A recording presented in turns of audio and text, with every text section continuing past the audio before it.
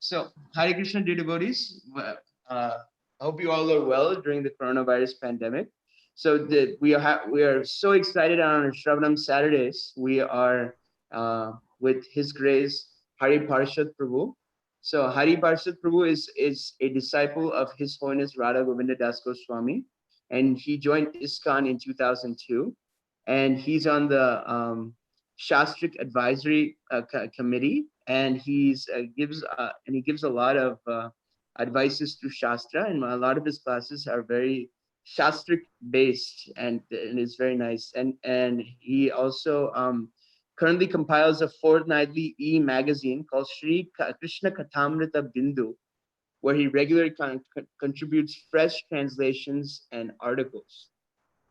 And it's just so nice. We've in Columbus we've had this association once in his physical association when he came here, I think last year, and then we also had his association one more time on a Zoom call, in the Zoom room per se, and it was it was on the same chapter. So I think it was the first verse of this chapter that we're going to speak on, the seventh chapter, and now we're going to discuss the last verse of this chapter. And Parshad Prabhu is such a great inspiration in all of our lives, and we're just so happy to have him. So without further ado, Hari Parshad Prabhu, you can take over, and so the schedule goes from 8 to 9 a.m. Eastern time that we will have the class, and then 9 onwards we will have questions. Hare Krishna.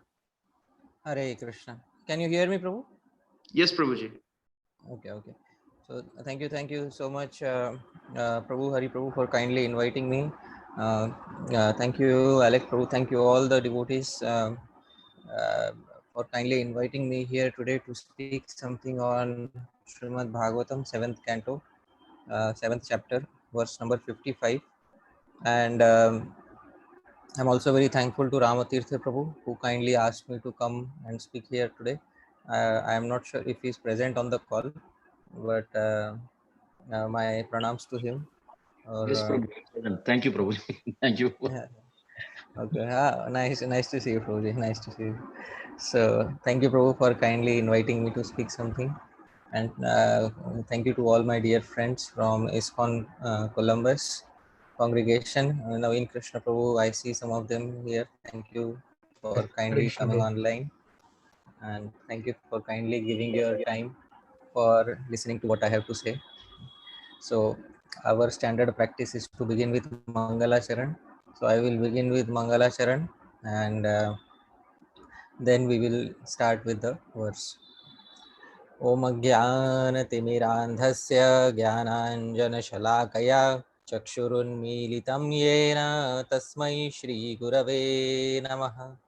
Shri Chaitanya Manobhishtam Sthapitam Yena Bhutale Soyam Rupah Kadamahyam Dadati Swapadantikam Vandeham Shri Guru Shri Yutapada Kamalam Shri Gurun Vaishnavamscha Shri Rupam Sagrajatam Sahagana Raghunathanvitam Tam Sajivam Sadvaitam Savadhutam Parijan Sahitam Krishna Chaitanya Devam Shri Radha Krishna Padan Sahagana Lalita Shri Vishakhanvitamscha Namo Vishnu Padaya Krishna Presthaya Bhutale Shrimate Bhakti Vedanta Swamin Niti Namine Namaste Saraswate Deve Gauravani Pracharine Nirvishesha Shunyavadi Paschatya Desha Tarine Namo Mahavadanyaya Krishna Prema Pradayate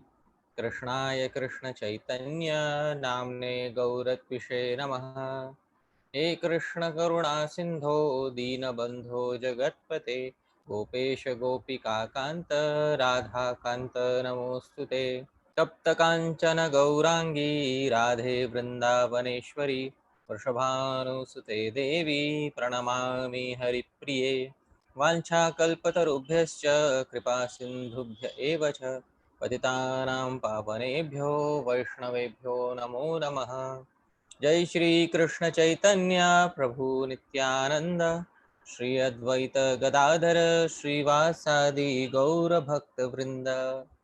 Hare Krishna, Krishna Krishna, Hare Hare, Hare Rama, Rama Rama, Hare Hare. Srila Prabhupada ki jai, Ananta Koti Vaishnava Vrinda ki jai, Nitai Gaur Premanande, Hari Hari Bol.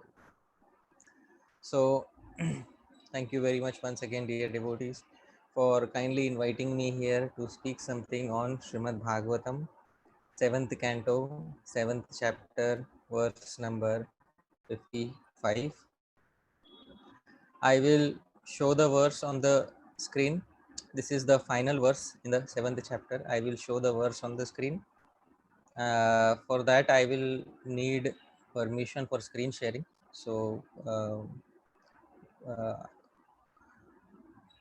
Hari Prabhu, or who is the host? Yes, thank you so much. Yes, you should have the access now, Prabhu. Okay, so I hope all of you can now see the screen, and this is 7th canto, 7th chapter, verse number 55. The title of the chapter is What Prahlad Learnt in the Womb, and the title is Canto 7, The Science of God.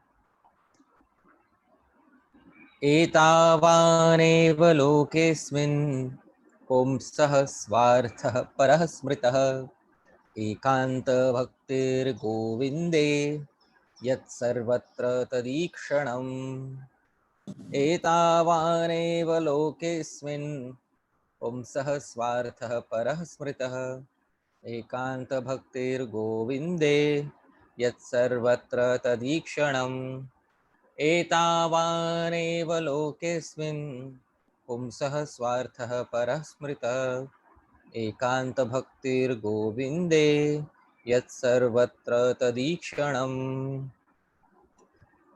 Synonyms: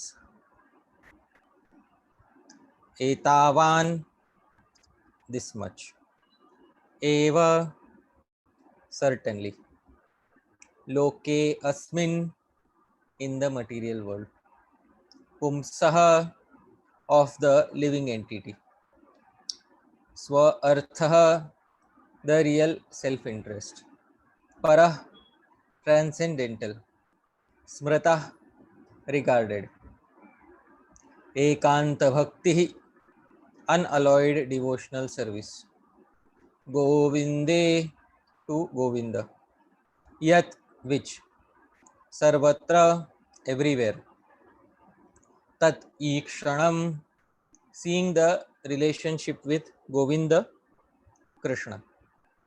Translation and purport by His Divine Grace Abhay Charanarvinda Bhaktivedanta Swami Srila Prabhupada. Translation: in this material world, to render service to the lotus feet of Govinda, the cause of all causes, and to see him everywhere, is the only goal of life. This much alone is the ultimate goal of human life, as explained by all the revealed scriptures. Purport: in this verse, the words Sarvatra Tadikshanam describe the highest perfection of devotional service, in which one sees everything with reference to Govinda's activities.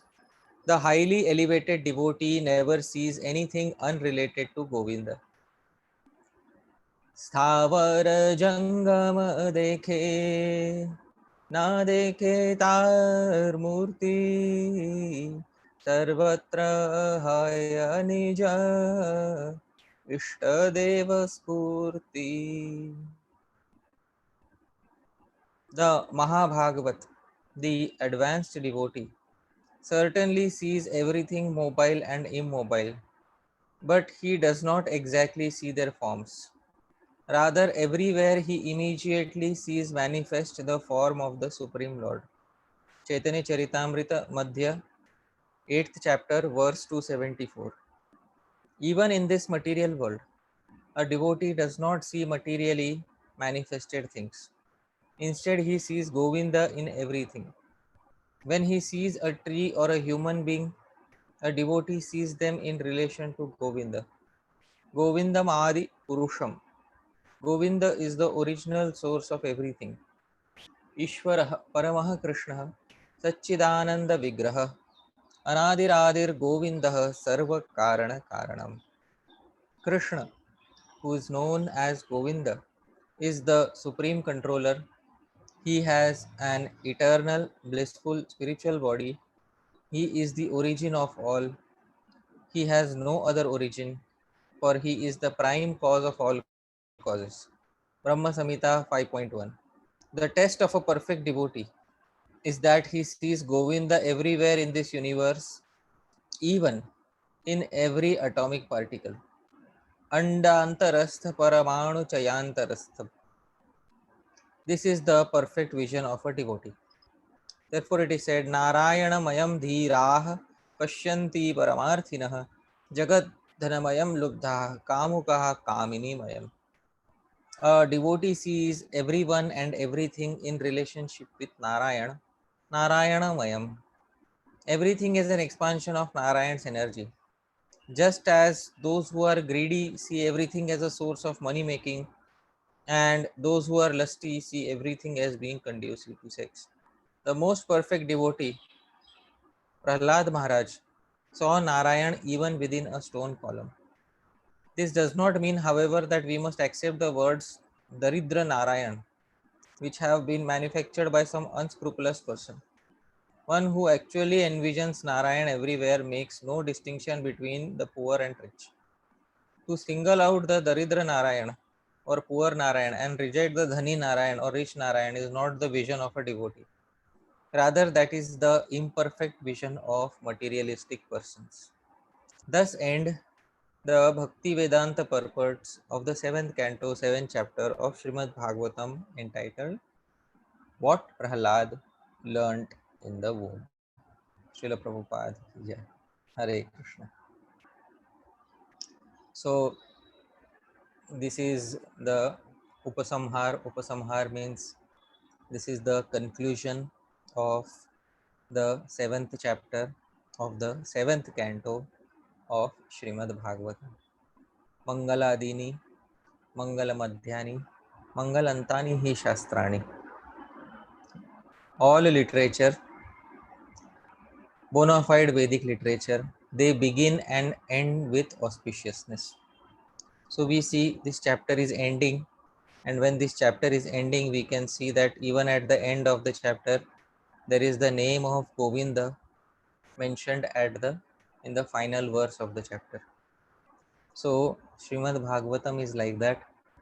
There is auspiciousness in the beginning, auspiciousness at the end, and the middle sections are filled with all auspicious names of the Lord. So all round auspiciousness is ensured. This is called as Mangal Adini, auspiciousness in the beginning, Mangal Antani, auspiciousness in the end, Mangal Madhyani, and auspiciousness in between. So today we are discussing this verse, Etavan eva lokesmin pumsah swartah parah smritah ekanta bhaktir govinde yat sarvatra tad ikshanam. Etavan eva.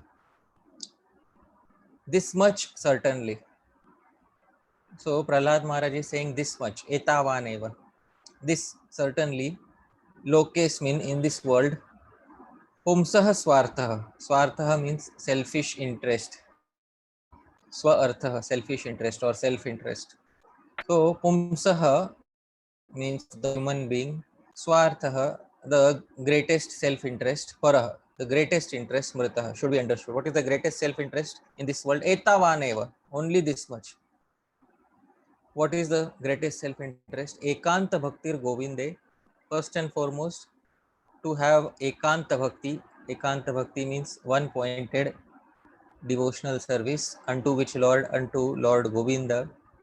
This is the first swartha. And yat sarvatra tadikshanam.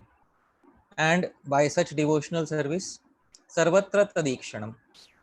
Seeing that Govinda everywhere within the heart of each and every living entity and within each and every object in the material world. So this is sarvatra tad ikshanam. So these two things are determined by Prahlad Maharaj to be the highest self-interest of a human being in this particular world. Pumsah swarthah parah smritah. So this is the statement of Prahlad Maharaj. And in this statement, we studied the commentary of Sridhar Swami and we of Srila Prabhupada. And besides Srila Prabhupada, the previous acharyas that such as Srila Sridhar Swami have also given their commentary on this specific verse. So I am going to show those commentaries on this verse which have been given by the previous acharyas, and I will be discussing those commentaries. So let's have a look, dear devotees, at those respective commentaries. So I am sharing another screen and all of you can see here. These are the commentaries by the previous acharyas. This is the verse we are discussing. एतावानेव लोकेस्मिन् पुंसः स्वार्थः परः स्मृतः एकांत भक्तिर गोविंदे यत् सर्वत्र तदीक्षणम्. So Srila Sridhara Swami says Adhyaya Dvaya Uktam Upasamharati. So whatever was spoken in the previous two chapters, that is being concluded here. In which verse? Etavaniti. This is the verse beginning with Etavan. So sometimes why do the commentators write the name like this when the name is already mentioned here? Etavan is mentioned here. So why do commentators like Sridhar Swami again mention the name of the verse? Because previously they used to write on uh, palm leaf manuscripts. And on palm leaf manuscripts there was very little space. So what they used to do is they used to write the verses on top, the original verses of the Srimad Bhagavatam, and uh, in order to indicate where the commentary on which verse is beginning, so they used to write the first letter or first word of that verse. So in a palm leaf manuscript, by looking at this etavan iti, we will come to understand that, oh, this is the verse which is being spoken about. So adhyaya dvayoktam upasamhariti. So whatever was spoken in the previous in these two chapters, upasamhariti.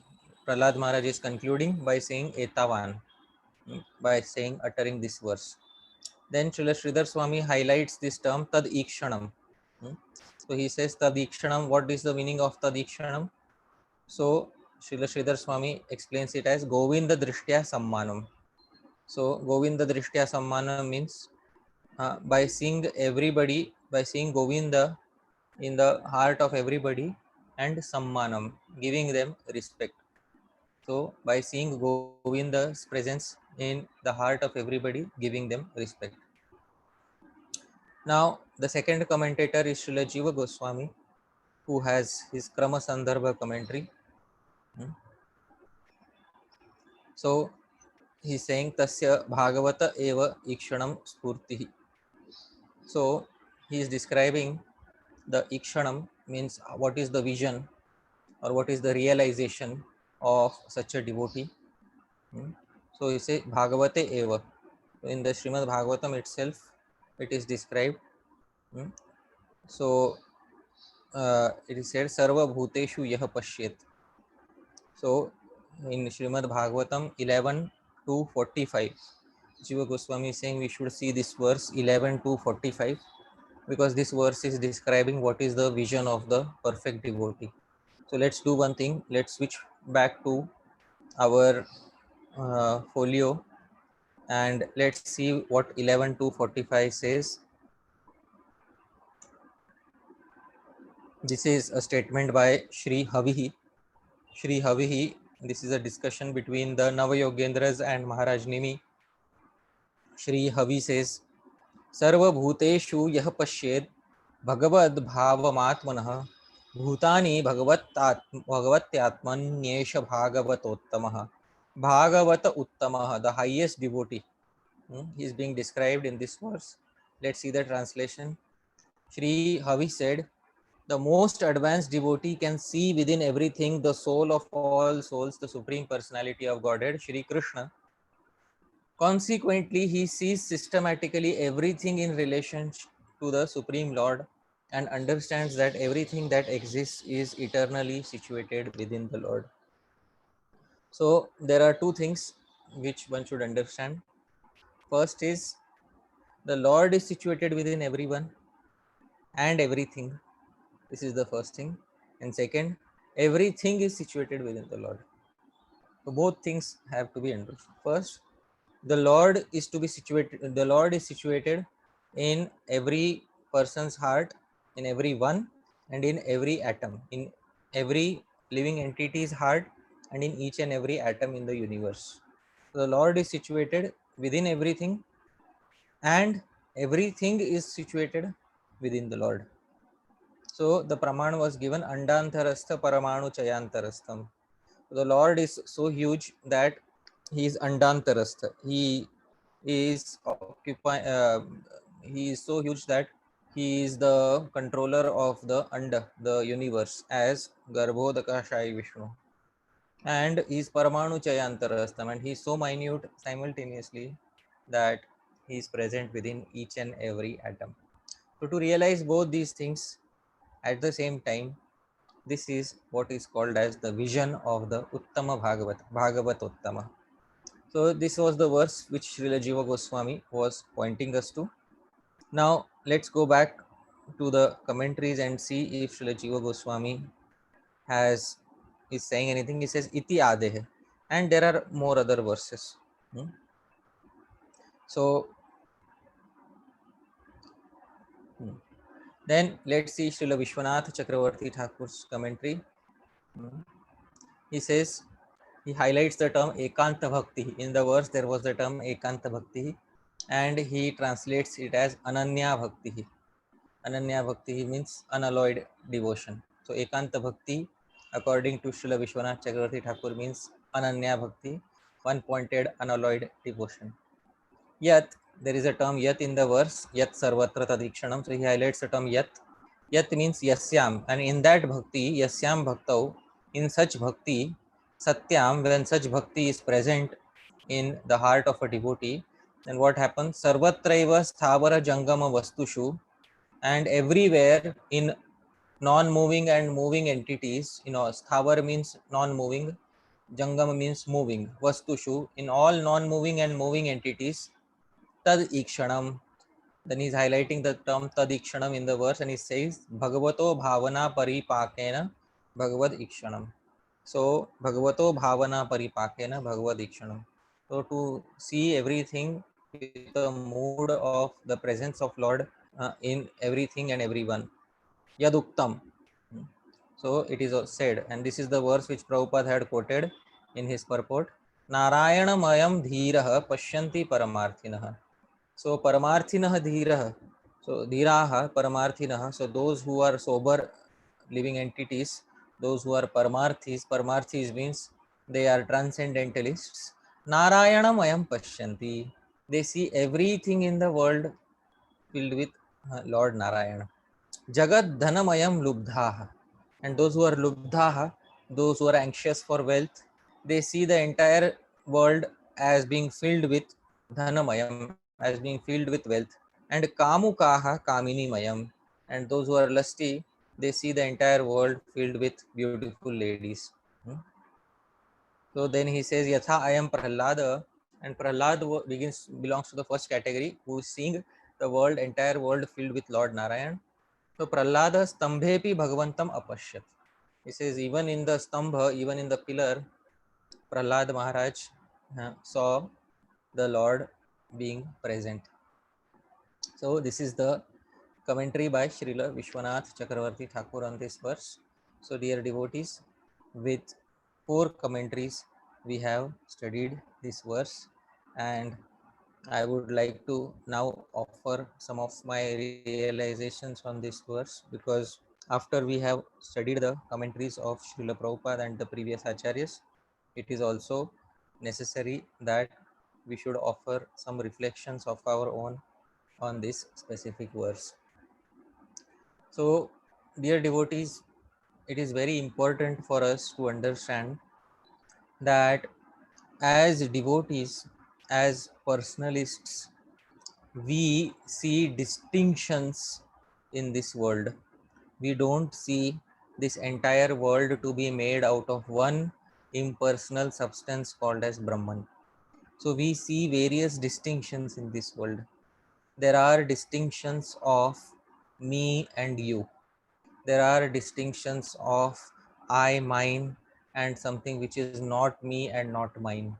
These distinctions are present in the world for someone who is a devotee, because someone who is an impersonalist, for him there are no such distinctions ultimately.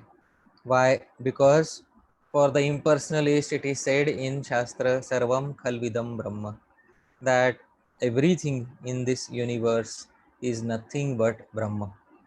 What is Brahman? I should explain this concept because there are many devotees who have heard this term Brahman, but they have not understood or they do not really relate to this term Brahman. What is Brahma? So, what is Brahma? Brahma is that substratum, it is that substance, spiritual substance, which has permeated each and every corner of the universe. Everything in this universe is pervaded by Brahma. And we can't even realize that everything in this universe is pervaded by Brahma. Sarvam khalu idam Brahma. Everything here is certainly Brahma, says the Upanishads. So Sarvam khalu idam Brahma. Everything is Brahman. So if everything is Brahman, does it mean that all the objects we see around us are also Brahman? Yes, all the objects that we see around us are also pervaded by Brahma. Brahma is outside those objects, it is inside those objects, it is around those objects, it is everywhere. There is no place in the universe where Brahma has not pervaded. So, Brahman is that which is present everywhere, and it is the support of everything in the universe. This is Brahma. This is the impersonalist's conception of Brahma, and they want to merge into this Brahma. They want to merge into it. So, for them, these distinctions of I and mine, those distinctions also ultimately don't exist. For example, if I have a friend, and if I am an impersonalist, my thought process will be ultimately both of us are one, both of us are Brahma. So, this is the thought process of the impersonalist. But what is the thought process of the devotee? Ekanta bhaktir govinde yat sarvatra tadikshanam.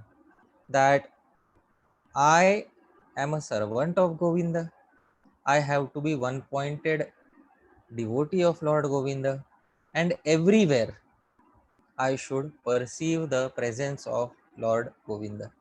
If this perception of Lord Govinda is present within the devotee, then that devotee is known as Uttama Bhagavat.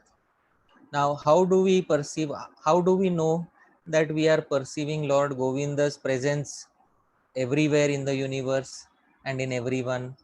We know that because if we perceive the presence of Govinda in everyone's heart, then we will give respect to each and every living entity in the universe. This is the simple test given, that we will give respect to each and every living entity in the universe.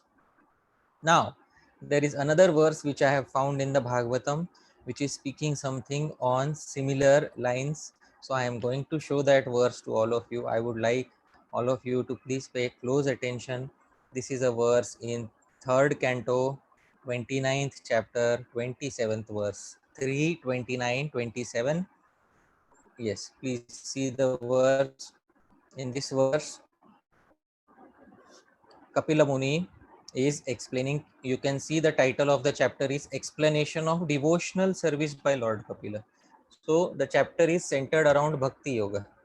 And Kapila Muni is saying something very similar to what Prahlad Maharaj was saying. Let's see what Kapila Muni is saying. He says, Athamam सर्वभूतेषु भूतात्मानं कृतालयम् अर्हये दानमानाभ्यां मैत्र्या अभिन्नेन चक्षुषा. Let's see the translation. Therefore, through charitable gifts and attention, as well as through friendly behavior, and by viewing all to be alike, one should propitiate. Propitiate means satisfy me, and satisfy the Lord, who abides in all creatures as their very self. So very importantly, if we see Lord Govinda's presence in all creatures, then our behavior towards them will be as follows, as it is described in the verse. What is it that? Dana manabhyam. Dana manabhyam. Dana means to give them certain gifts, and mana means to give them respect. If we can't give them dana, at least we can give them mana. So dana manabhyam. We should give both these things to them, dana and mana. So arhayed, one should worship. One should worship me in the heart of all the living entities. How? Dana manabhyam. By dana and mana. By giving them some gifts, by giving them some respect. And anyway, Sri Chaitanya Mahaprabhu says, Mana dena. He says, Amanina, you don't expect anything for yourself, any man for yourself, but manada. You should be manada means manam dadati. Iti manada. You should give mana to others. And in this way, Kirtaniyah Sadahari. Lord Hari is worshipable constantly only in this manner by giving mana to other living entities. If we do not give mana to other living entities, then it will not be possible for us to constantly worship Lord Krishna. So this is the verse by Kapila Muni, which is also speaking something very similar. Dear devotees, it is important for us to understand how do we give respect to each and every living entity. Is it possible for us to give respect to each and every living entity in the world? And if it is possible, how do we do that? How can we give respect to each and every living entity in the universe? First and foremost, we have to understand that in this universe, living entities are of so many different types, and they have so many different relationships with us, that all these relationships are described in one verse in Srimad Bhagavatam. I will show this verse once again. This is Srimad Bhagavatam, 6th canto, 16th chapter, verse number 5. I will show this verse to all of you. You can see here this verse, Bandhu Gyati Ari Madhyastha Mitra Udasina Vidvishah. So these are the various relationships that we can have with all the living entities, because our ultimate aim is to learn what Prahlad Maharaj is saying in today's verse, that we should see Lord Govinda's presence everywhere. But we may try to be friendly with everyone, but other living entities may not be friendly with us. So other living entities may have various relationships with us. What are those relationships? Those relationships are described in this verse. Bandhu, Gyati, Ari, Madhyastha, Mitra, Udasina, Vidvisha. Let's see what is the meaning of these terms. Bandhu means friends. Some living entities are our friends. Gyati means our family members. Some living entities are our family members. Ari means enemies. Some living entities are our enemies. Madhyastha means neutrals. Some living entities are neutral to us. Mitra means well-wishers. Some are our well-wishers, and Udasina means some living entities are indifferent, and Vidvishaha means some are purely envious. So this is the nature of all living entities, and living entities may change from one category to another. So somebody who is a bandhu today, friend today, may become udasina, indifferent, and somebody who is udasina today, indifferent, may become a bandhu, or he may become vidvishaha, he may become envious. So living entities, they transit through various relationships in relation to us. So this is the translation of the verse. in this material world which advances like a river that carries away the living entity, all people become friends, relatives, enemies in due course of time. They also act neutrally, they mediate, they despise one another, and they act in many other relationships. Nonetheless, despite these various transactions, no one is permanently related. So, dear devotees, although so many relationships are there of all these living entities, but ultimately the relationship is not permanent. The relationship between one living entity and another living entity is not permanent. The permanent relationship is with that living entity, that supreme living entity who is present within the heart, that is the Lord. So that is our constant permanent relationship. But these other, with other living entities, these are the relationships that we have. It's very clearly mentioned in the Srimad Bhagavatam. Now that we are devotees, we are supposed to offer respect to the Lord by offering respect to everyone. Now, how do we do that? So we have to understand one thing, that in this world we have to try to understand that if we have to become an Uttam Adhikari, first and foremost, it is important to understand what stage are we currently on. Are we currently on the stage of Uttam Adhikari where we see everywhere the presence of Lord Govinda? If that is not the case, then at least we should try to become Madhyam Adhikari. What is the position of the Madhyam Adhikari?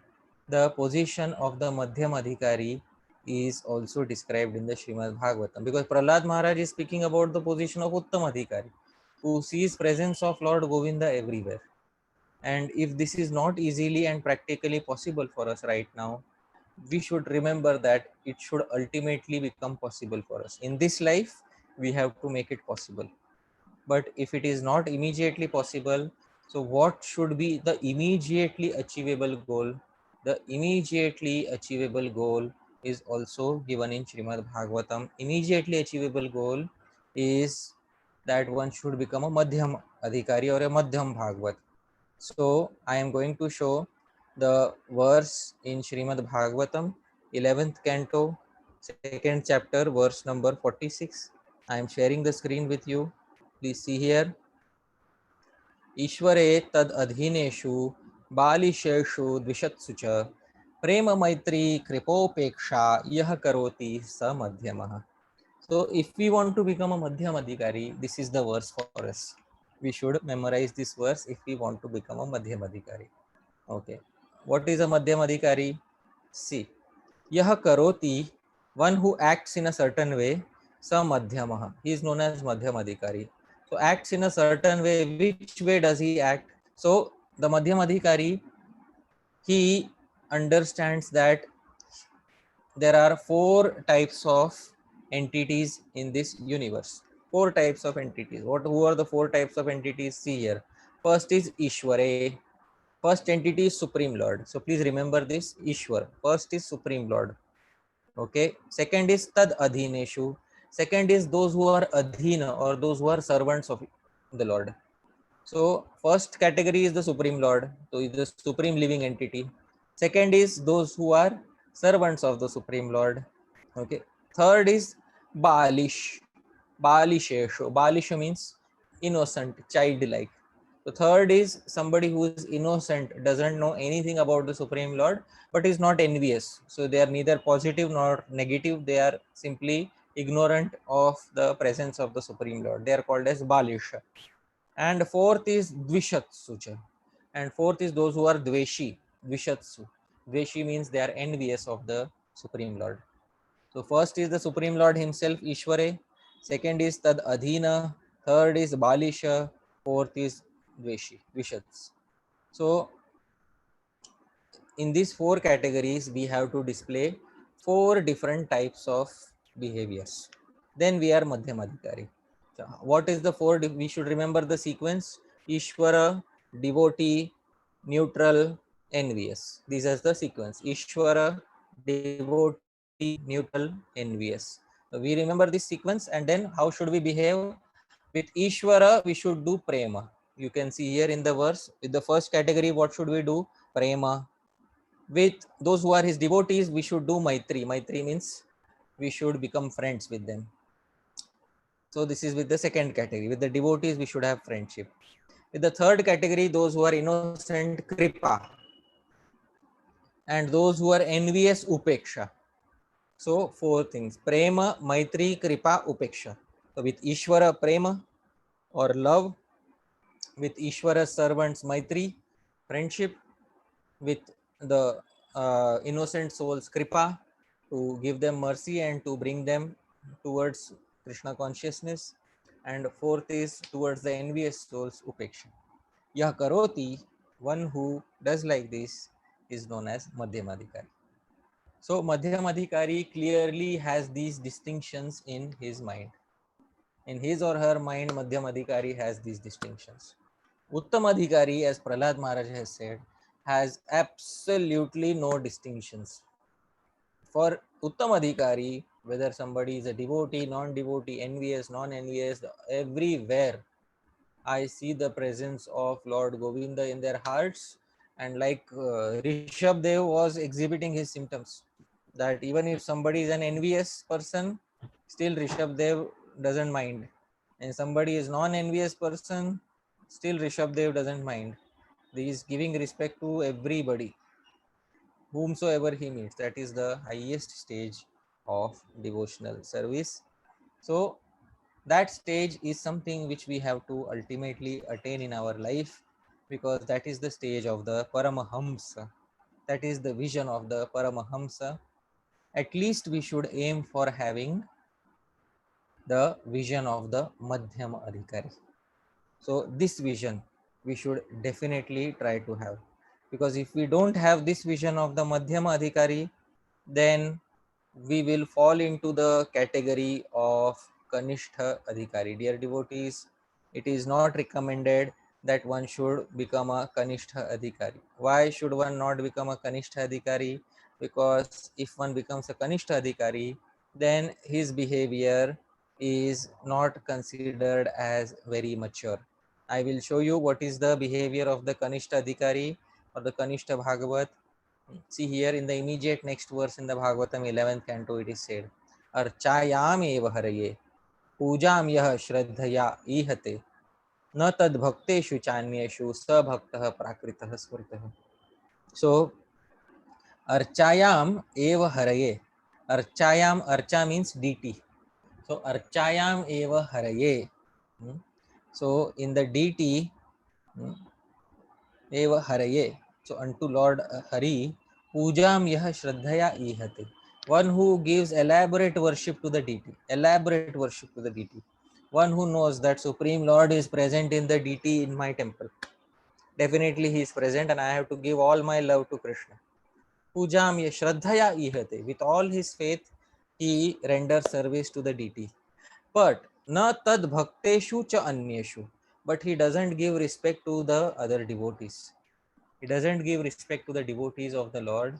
Sabhaktah, that devotee, Prakritah Smritah, is to be known as the Kanishtha Bhagavat. Kanishtha Bhagavat means he is a materialistic devotee, and there is a long way to go before he can become Madhyama Bhagavat, where he can recognize the four categories that I had shown in the previous verse.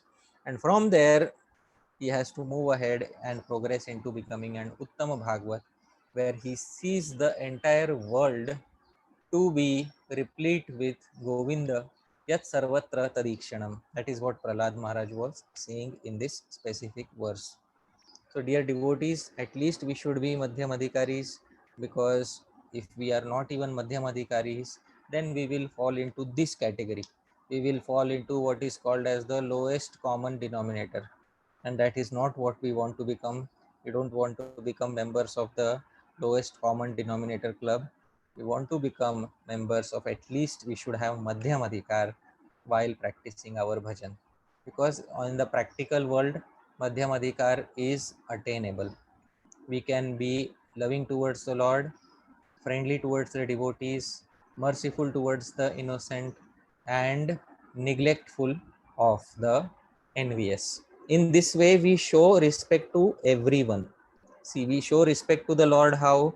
By showing love towards Him. We show respect to the devotees how? By having friendly relationships with them. We show respect to the innocent living entities how? By bringing them into bhakti. And we also show our respect to the envious how? By neglecting them. Now, how can neglect be a form of respect? Well, at least the Madhyam Adhikari is not, he is not retorting, or he is not giving any reply to the envious person. He just says Hare Krishna and does not give any reply to the envious person. In this way, this is the best that a Madhyam Adhikari can do in order to show respect towards all these living entities. Anyways, we are not so much concerned about the envious. What we are more concerned about is how to behave at least with devotees. When we are on the Madhyam Adhikar platform, how do we behave with the devotees? So we have to understand, it has been said that with devotees we have to have friendship. So if we have to be a Madhyam Adhikari, with devotees we have to have friendship. Now, how can we have friendship with devotees if there are so many thousands of devotees around the world? You see, on my Facebook page, I have 5,000 friends. No, I have 5,000. So, am I friends with 5,000 people? Question should be asked to Hari Parshad. Hari Parshad, are you friends with 5,000 people? And the answer is no. Actually, they should not be called as friends. What are the connections on Facebook should not be called as friends.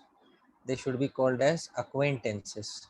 But because Facebook has a marketing strategy that everybody who connects with you is known as your friend, then they send a friend request, but it should be an acquaintance request. There are so many whom I have never met even once in my life. All of you devotees I have met once personally. At least once I have met personally. There are so many on Facebook with whom I am connected. I have never even met once in my life. Still, they are in my friends list. So, if this friends list doesn't help me, because if there is a calamity on me, out of those 5,000 friends, there will hardly be one or two who will come to meet me. That is the bitter reality of life, dear devotees. So this, what we should realize is that just because we have social networks are acquaintance builders. They are not really, they are not friend builders. So we build so many acquaintances, and out of them maybe a few of them may become our friends. So friends are very few friends we have in our lives. Who is actually a friend? What is the definition of a friend? So we should understand what is the meaning of a friend. Because unless we know what is the meaning of a friend, how can we progress, and how can we have those friendly relationships with devotees? So there may be many thousands of devotees on this planet, many thousands and millions of devotees on this planet. But we have to find a devotee who is Sajatiya. Sajatiya means a devotee who is like-minded, who has similar aspirations to us. That devotee, Sajatiya devotee, is recommended in the Bhakti Rasamrita Sindhu. So we have to find a Sajatiya devotee. So what is the meaning of Sajatiya devotee?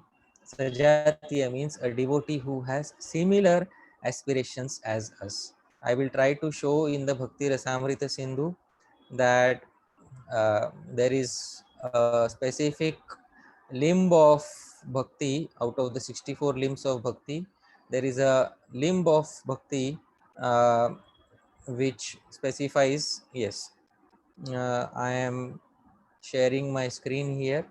So dear devotees, please see here. You can see here. Atha, this is the 62nd limb of bhakti. Atha sajatiya ashaya snigdha shri bhagavad bhakta sango. So this is Rupa Goswami's direct word. So sajatiya ashaya snigdha shri bhagavad bhakta sangha. What is the meaning of this? So Rupa Goswami is saying we should have Bhagavad Bhakta Sangha. We should have Sangha of whom Bhakta, whose Bhakta? Bhagavad Shri Bhagavad Bhakta. So we should have association of the devotee of Shri Bhagavan. Okay, but there are thousands of devotees. So how should we determine? So he says Sajatiya Ashay. Their Ashay means their desires, their aspirations. should be sajatiya. Their aspirations should be very similar to us, and they should be snigdha, and they should also be favorable and friendly towards us. Sajatiya ashay, first and foremost, their ashay, their aspirations should be similar to us, and even amongst many who have similar aspirations, they should be snigdha. Snigdha means we should feel this sneha within our heart. We should feel this warmth within our heart when we see this person. So this is the definition of a Sajatiya Bhakta. And this is, believe it or not, this is one of the limbs of devotional service. To associate not with thousands of devotees, to associate with a Sajatiya devotee is the limb of devotional service. Please try to understand this. Because sometimes we think I'll have the more the merrier, the more the merrier. You have, I have 5,000 friends on Facebook, but I truly know that if in real life, how many friends I have, very few friends I have in real life who understand what is my ashay, what is going on within my heart. So this is the type of sangha that we should be aiming for in life. Now, how do we know if a person is snigdha? How do we know if a certain person is truly the one whom we want to have as a friend, who should be our friend? So there is a very nice verse in Sanskrit which determines how to find such a person, how to understand. In the chat box, I am posting this verse so we can have a look. All of you can see this verse in the chat box. Darshane sparshane vapi shravane bhashane piva yatra dravatyantarangam sasneha iti kathyate. So this is from Subhashit Ratna Bhandagaram. Darshane, sparshane vapi, if we see a person or if we touch a person. Shravane, if we hear the voice of that person. Bhashane piva, if we speak to that person. Yatra dravati antarangam, if our heart spontaneously melts out of warmth and affection. Sa sneha iti kathyate, that is known as sneha. When there will be some people in the world with whom this happens spontaneously. No need to force these feelings. With some people, this will happen spontaneously. So they are our snehis. They are the people whom we truly have affection towards. They are the ones who are sajatiya with us. So darshane, sparshane vapi, shravane, bhashane piva. Yatra dravati, dravati means melts antarang. Our heart should melt. Sa sneha iti kathyate. That is called as sneha. And with such snehi people, with such people, we should try to make friends. Now, question arises, how many people, at least how many friends should we have in life? How many such friends should we have in our life that we experience sneha on seeing them? So there is a very nice verse in the same book, Subhashit Ratna Bhandagaram. So I am showing this verse to all of you. Please see this verse. See here. It says, Panchabihi saha gantavyam statavyam panchabihi saha panchabihi saha vaktavyam na dukkham panchabihi saha. So one should travel with 5 friends. At least we should have 4 or 5 such friends in life. Not 5,000 like me. That's a big failure. Okay, that's a big failure in life. To have 5,000 friends on Facebook and then nobody turns up in real life. So then that's a big failure. So we should have 5 friends. 5. Panchabihi saha gantavyam. So we should travel. When we are traveling, we should travel with 5 people. Why?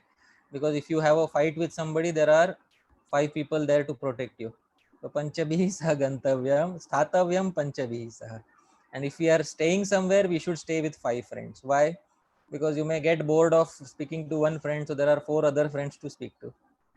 Panchabihi saha vaktavyam. If you want to speak something, speak to 5 people. You will get so many variety of opinions, and they are your like-minded friends. Na dukkham panchabihi saha. There is no unhappiness if you are with 5 such friends. So this is a very nice subhashita, that we should have 5 such friends in our life. And the perfect example of this are the 6 Goswamis of Vrindavan, because every Goswami had 5. So this is the perfect example of this verse is the 6 Goswamis of Vrindavan. Every Goswami had 5 others to associate with.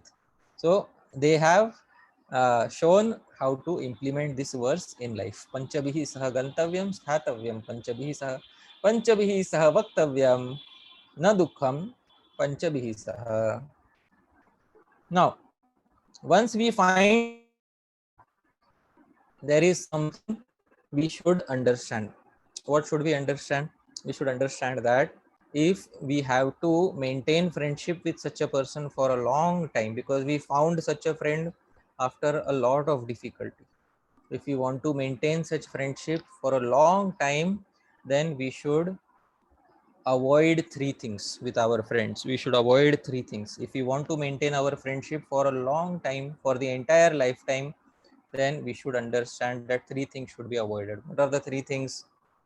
We see in the screen. Ichched vipulam maitrim trini tatra na karyet vagvadam artha sambandham tatpatni paribhashan. Ichched vipulam maitrim. Vipulam maitrim, if you desire long lasting abundant friendship. Ichet, if you desire, chet. Trini tatra na karayat. Na karayat. Don't do trini, three things. What are those three things? Vagvadam. Don't try to get into a major argument. See, sometimes some minor argument may happen with a friend, but that argument should never become a major argument. Okay? Somebody should take a back seat in an argument. Somebody who desires that the relationship is more important than winning the argument, that person should take the back seat in the argument. Vagvadam, avoid first. Second, artha sambandham, don't get into a business transaction with a friend, because business transactions very quickly spoil friendship. Okay, so artha sambandha doesn't mean giving gifts. You can give gifts. If you want to give a gift to your friend, you can give without expectation. So gifts are not included in this, but business transactions are included in this. Artha sambandham. And third is tat patni paribhashanam, and speaking to their spouse without their knowledge. This third thing should be avoided. These three things should be avoided. First is vagvadam. Vagvadam means don't try to get into a major argument with them. Second is artha sambandham. Don't get into a business transaction with them. Third is tat patni paribhashanam. And don't try to dally around with their spouse when they are not there. So these things should be avoided. So if these three things we avoid, we will preserve most of our friendships. Most of our friendships in our life, we will be able to preserve. See, such simple verses tell us what to do in life. And earlier, uh, the learned people would memorize these verses. Now, once you memorize these verses like this, then you have wisdom throughout your life. What to do, what not to do. So the entire essence of wisdom is contained in these small verses, and you learn these small verses, and then that's all. Your character is formed by memorizing such verses. So it's very important to understand that with our friends we should not do certain things, and these are the three important things that we should not do with our friends. Now, once we found such a nice friend, then we should enter into a friendship with such a friend. And how do we enter into a friendship with such a friend? So we enter into a friendship by beginning the 6 exchanges of love. What are the 6 exchanges of love? Dadati pratigrihnati guhyamakhyati prichhati bhungte bhojayate chaiva shadvidham priti lakshanam.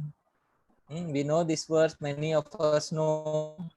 This verse is Upadeshamrita, nectar of instruction. Fourth verse, Dadati pratigrihnati guhyamakhyati prichati bhungte bhojayate chaiva shadvidham priti lakshanam. So I will quickly show this verse, how to have loving relationships with our friends, because we have priti. Priti means we have affection for them. They are sajatiya. They are like-minded to us. So we should perform 6 functions with them. What are the 6 functions? First is dadati, give them some gifts. If not some gifts, give them some sweet words. And giving gifts means without expectations. So dadati, not that, oh, I like Prabhu, I gave you a gift.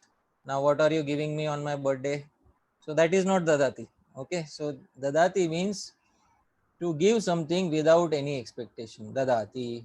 Then prati grihnati. Now if he gives me something and I say, I don't want, you keep for yourself. So that is not pratigrina. Pratigrina means somebody is giving, so then we accept graciously. Then guhyam akhyati. Then suppose somebody, we should have confidential talks. Guhyam akhyati. So confident, what is the meaning of confidential talks? Nobody else should know. Suppose, you know, suppose a friend of mine comes, suppose Naveen Krishna Prabhu comes to me and says, Prabhu, I have to confide something in you. So I said, okay, Prabhu, what is it? And Naveen Krishna Prabhu, Prabhu, I am having this difficulty in life, and I am having a very difficult time.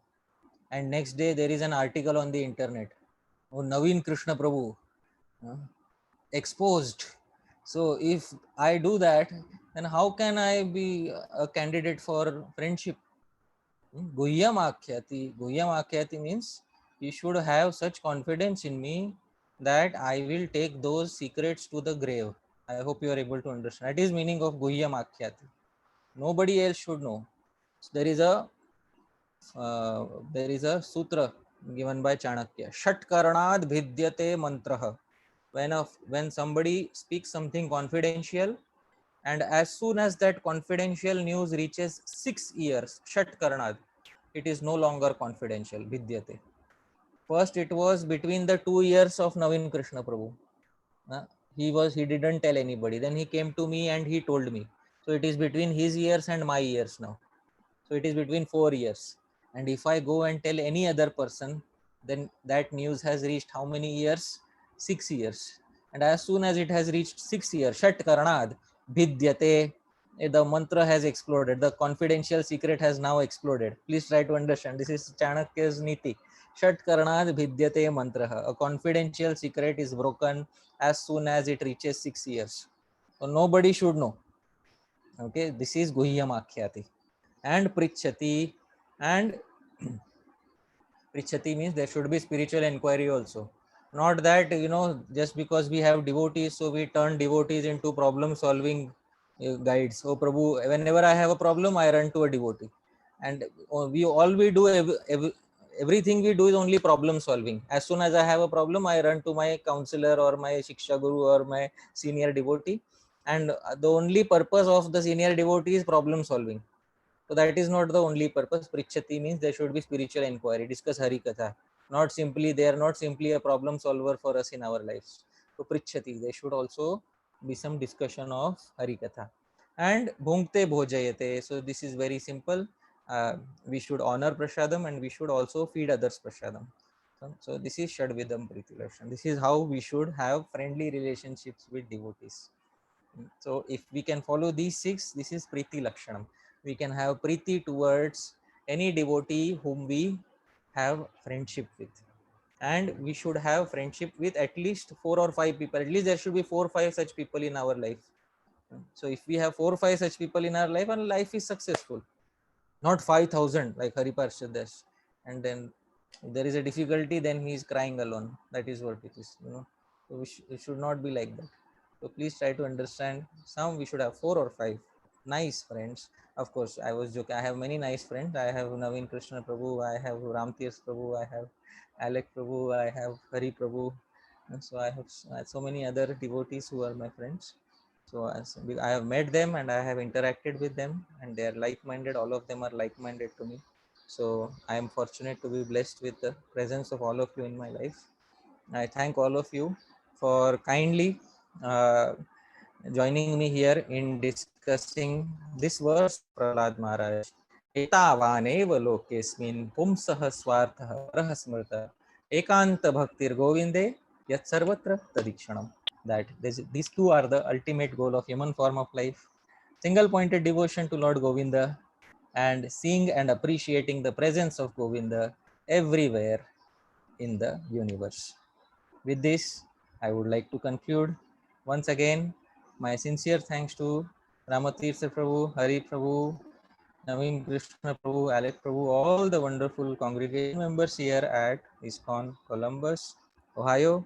And I would like to end by saying, Yadatra Skalitam Kinchid Vidvamsah Purayantu Tat Yadatra Saushthavam Kinchid Tad Guru Reva Me Nahi. Yadatra Skalitam Kinchid. If there was any mistake in what I spoke, Vidvamsah purayantu tat. You are all Vidvans. Please correct me. Yadatra sakam kinchid. But if you liked anything, even a small thing, please understand that Tad Guru Reva. It belongs to my Guru Janas. May nahi. It doesn't belong to me. Thank you very much, dear devotees. Jagat Guru Srila Prabhupada ki jai. Hare Krishna.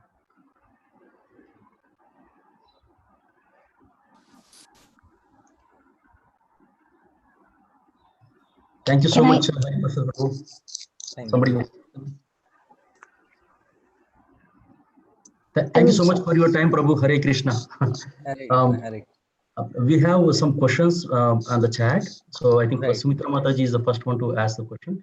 So please go Right. ahead, Mata. Thank you, Prabhu. Very wonderful class. I have a question and a request. The question is, you mentioned very elegantly recognizing which level we are at and taking the next easily available step.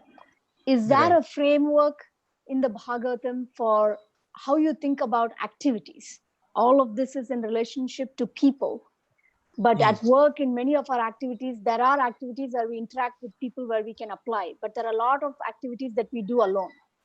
So how do we, what kind of framework does the Bhagavatam or other scriptures give about work?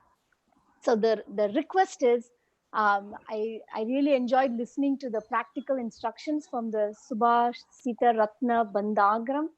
I'm wondering whether you can give a class on that and Chanakya Nidhi as it relates to living a devotional life. Thank you. Right. So thank you very much, Sumitra Mataji, for this query.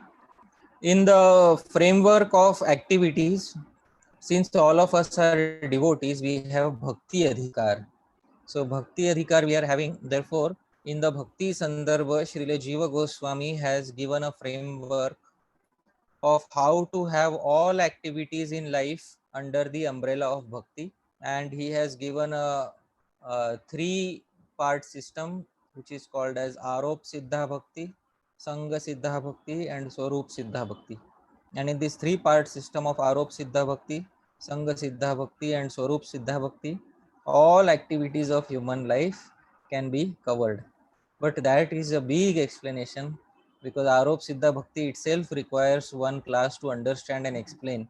And it is such a all-inclusive approach to performing bhakti that even if a devotee accidentally performs some incorrect activity, that activity also is dovetailed in the performance of bhakti. So that requires a lot of maturity and understanding as to how this framework of Arop Siddha Bhakti, Sangha Siddha Bhakti, and Swarup Siddha Bhakti is operating.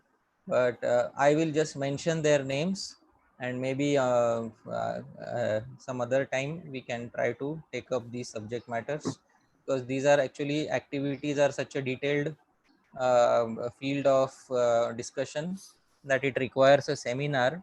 In one session there may not be so much justice to this, but still I have mentioned the names to you, so you can also look them up. What is Arop Siddha Bhakti, Sangha Siddha Bhakti, Swarup Siddha Bhakti?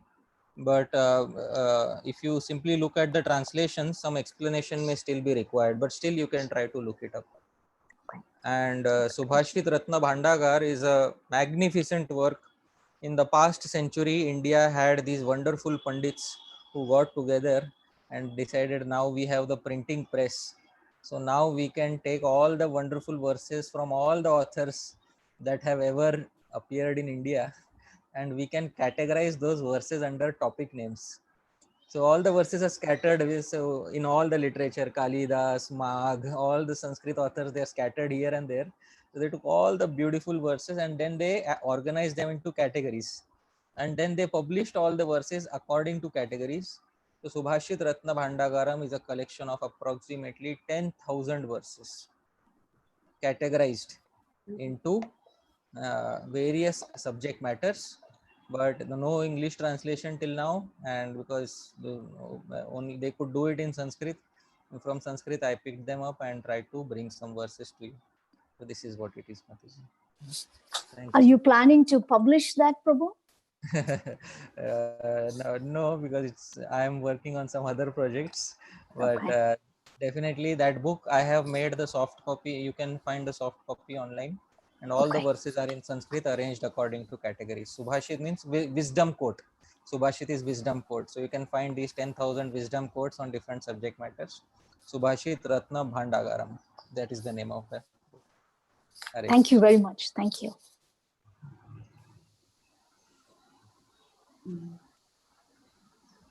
Okay. Shadbu Chaitanya Prabhu, I think is next. Okay. Hare Krishna. Shadbut Hare Chaitanya Krishna, Prabhu. Prabhu. Thank you so much, Prabhu. Nice. Sorry, I couldn't see you on my immediate screen. I should have acknowledged you, Okay. Prabhuji. No Thank you, problem, Prabhu. So it was wonderful, Prabhu. I think I had several questions, but most of the things you clarified. But I have like two left if you have time. So one is like when you said like dealing devotees with uh, business transactions. So it will not give a fructifying relationship.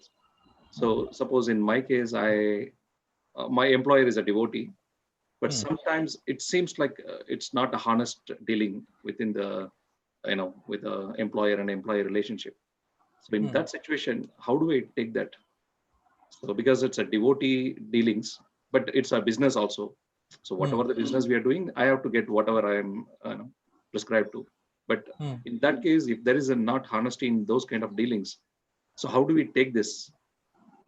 It's an You mean offense to think about. honesty? There is no honesty with the devotee, or there is no honesty in conducting the business? No, honesty to me actually, Oh, in terms of monetary benefits and other things. So how do we so handle it? that is Prabhu something, because we have to understand that these situations, as soon as money becomes involved in any relationship, the relationship starts becoming strained, and people always, they feel that one or the other party always feels that I am being exploited. And sometimes it may be true that some party may genuinely be exploited. So we have to understand that, but mainly this is the nature of money. Even if we do it with a non-devotee, many times we will feel exploited. Many times we will feel exploited. So there is a very nice verse in Srimad Bhagavatam which specifies that everything related to money is going to create trouble in life. If anything related to money is going to create trouble in life. I don't know if I have previously shared this verse. This is the verse 11:23:17. You can see it in front of you.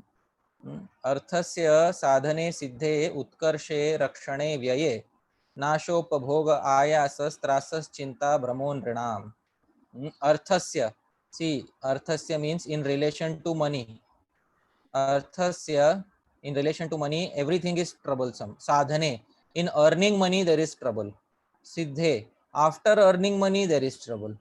Utkarshe, in increasing money there is trouble. Rakshane, in protecting money there is trouble. Vyaye, in spending money also I am not happy. While spend, that is the time when I am supposed to be happy. Vyaye, when I spend it. But even when I spend money, I am not happy. Sometimes I go to Govinda's restaurant. Here we have in Juhu, when it was open in 2018 BC, before Corona, our Govinda's restaurant was open. So in 2018 BC, I went to Govinda's, and we have a buffet system. And in the buffet system, we pay 500 rupees, and you can eat as much as you want. That's the system. So many times I took many devotees, and after eating they feel, oh, I paid 500, but I am not satisfied. At least while spending money be satisfied. But no, while spending also I am not satisfied. Why? Because it is burning a hole in my pocket. Understand? VIA. So even the purpose for which money was earned, why was it earned? VIA, for spending it nicely. Even while spending it, people experience distress. And what to speak of nasha? Nasha means if it is wasted, then definitely. Nashopabhoga ayasas trasas chinta bhramo. Tras, chinta, bhay, this anxiety, fear, all these are experienced by all human. Nrinam. Nrinam means all human beings. So Shadbut Chaitanya Prabhu is also in the category of all human beings. So obviously he is I also think so. going to experience. So Prabhu, this is the nature of money. So even whenever you have a business transaction with any person, So this will be the nature of money. And if you have a Brahminical nature, you will feel exploited. If you have Brahminical nature, you will feel exploited. Please try to understand this thing. If you have a Brahminical nature, you will feel exploited. So please try to understand, as long as it is possible to, continue the relationship without straining the relationship, we should aim for that. Because same thing is going to happen with non-devotees also. Non-devotees, shamelessly they will cheat. This is the nature of non-devotee. They don't have any good qualities, although they may externally seem to have. Ultimately they don't have. Harava bhaktasya kuto mahadguna. It says in Srimad Bhagavatam. Ultimately they don't have. The so-called good qualities are transient. So therefore, Prabhuji, if it is possible to maintain good relationships, as much as possible we should maintain, and we should try our best that with devotees we should not, because especially we want to make friends with them, with our devotee friends we should not enter into business transactions. That is what is generally recommended. With friends we should not enter into business transactions.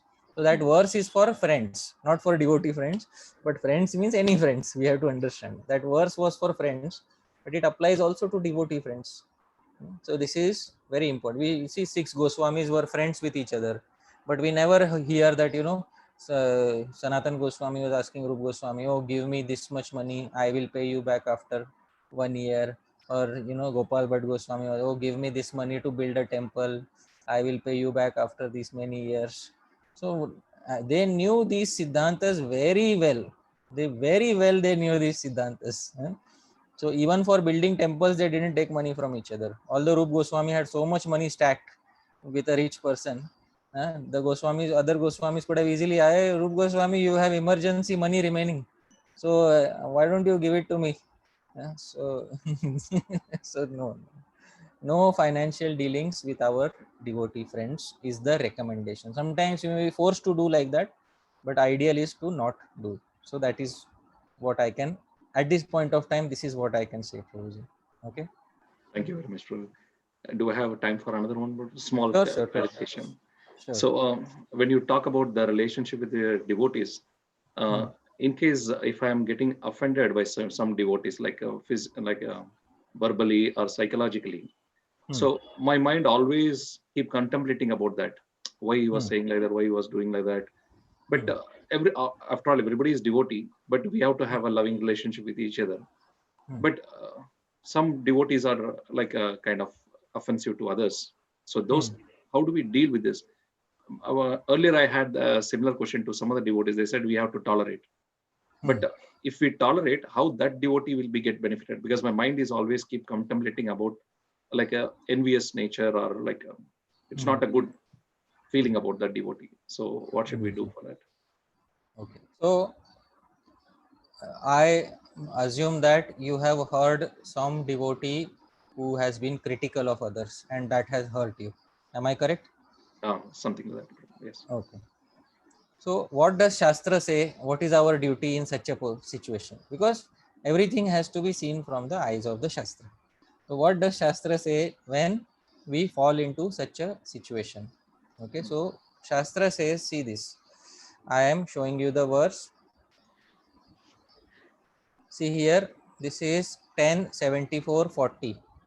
Nindam bhagavatah shrinvam tatparasya janasya va tato napaiti yah sopi yatyadah sukritachyutah. I will explain the meaning of the verse to you. Nindam. You know what is the meaning of the term ninda? Ninda means criticism. Bhagavatah shrinvam. If you hear shrinvams, on hearing the criticism, ninda of Bhagavata, of the Lord, of direct criticism of the Lord, or tat parasya janasyava, or of a person who is dedicated to the Lord, tat parajana. So nindam bhagavata shrinvam tat parasya janasyava, any of these two criticisms if you hear, tato na apaiti, one who doesn't go away from there, yah, any individual, so pi yati adha, that person also falls down, sukrutachyutah, he loses his piety, and therefore he can potentially fall down. I am reading the translation which has been done by the disciples of Srila Prabhupada. Anyone who fails to immediately leave the place where he hears the criticism of the Supreme Lord or his faithful devotee will certainly fall down bereft of pious credit. Now here we have to be a little careful, because as soon as we hear this verse, sometimes so next time we hear a devotee who's criticizing, and immediately on his face we say, oh, I am leaving. Bye bye Prabhuji, you are criticizing, Hare Krishna. So we have to be act in a way that the person doesn't come to know. If we are disturbed by the behavior of a certain devotee, then what we should do, let's say somebody is criticizing somebody and we are becoming uncomfortable. So what we should do is, for the time being in the mind, we should not try to focus on what they are saying. And then as soon as possible, if it is possible for us to make an excuse, for example, excuse is, oh Prabhu, I just remembered my wife had called me. I forgot completely. I have to go home. Now, this excuse nobody can say no. You can try this excuse anywhere. Okay, this excuse nobody can say no, because they know it is an urgent situation. They have experienced this, so they cannot say no. Or if it is a Mataji case, oh, I had to do something. I had my Prabhu had called me, my son had called me, my daughter had called me immediately. So make some excuse, and then you can leave. Once you leave, then you go to a place where you are alone by yourself. Don't associate, and next time try to be a little distant. You can say, Hare Krishna, how are you? You're doing fine, nice to meet you, Prabhu. How are you? Everything is okay? Yes, very nice. And then after that you can just keep a small distance from them. Keep a small distance, don't keep a big distance, so that they'll come to know, Hare Shadbut Chaitanya Prabhu is deliberately avoiding me. Then he will deliberately come to you. Shadbut Chaitanya Prabhu, come here, I want to tell you the latest news, what happened. So then that we don't want. So be very intelligently try to avoid. Okay, don't make it obvious to them that you are avoiding them, but in your heart you should try to distance yourself. That is the verdict of the Shastra, because sometimes such tendencies are found in devotees. It is said in Nectar of Instruction that only the best devotee is Nindadi Shunya. Only the highest devotee is free from all criticism. But some criticism is found in all devotees. But we should not, we should give them some benefit of doubt. And but if it is happening regularly from some devotee, so then we can try to keep a distance. If a one time occurrence, then not such a big issue. But there is some devotee who is habituated to criticism, then we should try to keep some distance in such a way that the devotee will not come to know. Okay, Prabhu? So, Prabhu, just a small clarification. Sorry, Prabhu. This is, you are talking about three persons involved, like A and B talking about C. I'm asking the question about A is directly, behaving badly to B. There is no C involved in this. So in that case, what is the position of the B? That he has to be tolerating, or? Then he can tolerate as much as easily possible. If it is not possible, then make an excuse and leave. No, That's but all. as a Vaishnava, we have to be well-wisher for the other devotee also, right? Those who are behaving badly. So how do we make them understand that this is wrong and not That good? is the function of their guru. Okay. That is not our function. That is the function of their guru, because we have not taken responsibility for everyone. Okay. We are, the responsibility for that Vaishnava is with their guru. So if we are not their Shiksha Guru, if we are not their Diksha Guru, then we don't have that obligation to try to correct them. That is what We'll it is. just safeguard ourselves. First thing is safeguard yourself. Second thing is, if you feel that speaking to their Diksha or Shiksha Guru is going to help them, then speak in such a way that they will not be offended.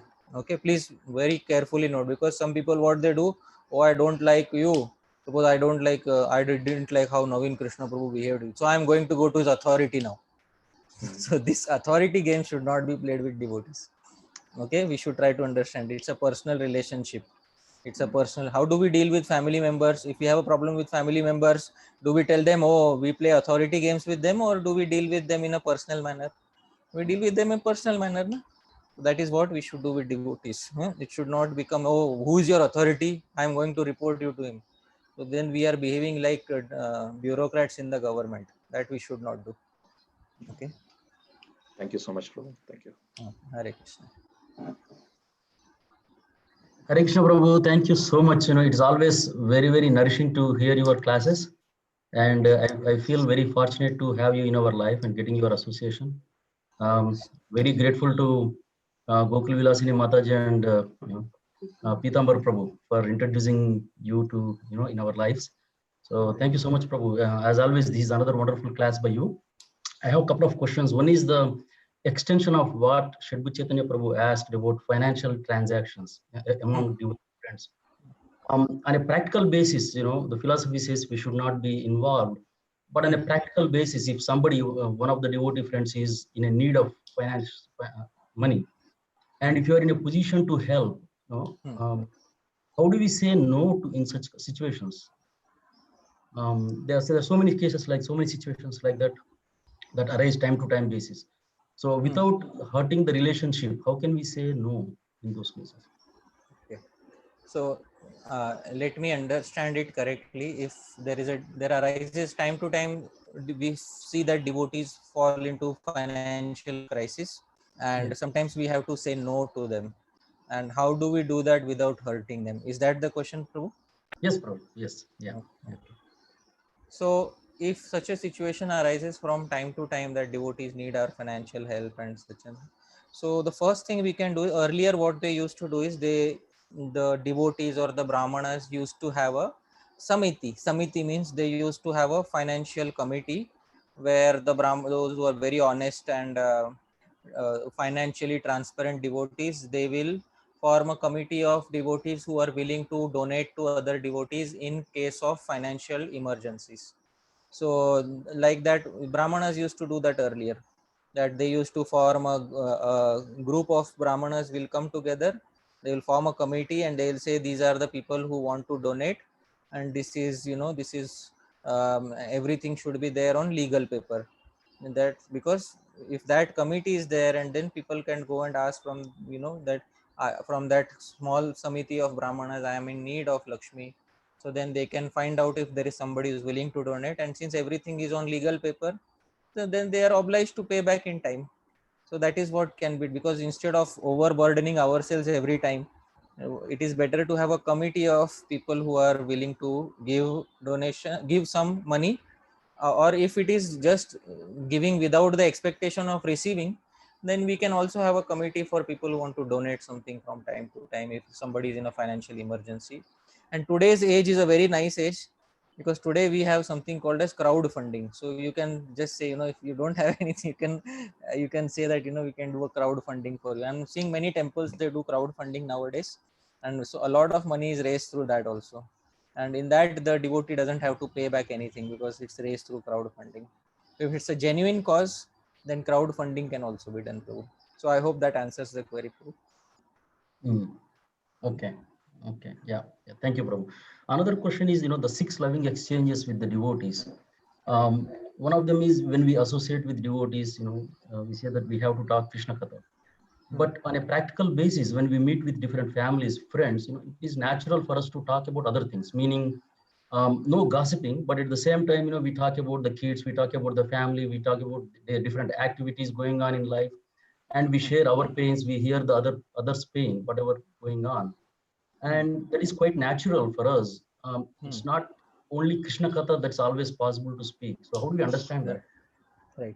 So as soon as there is a group of 5 or more, then one person should be appointed as a speaker, and at least an official program we should have, so that at least officially some Krishna Katha should be there.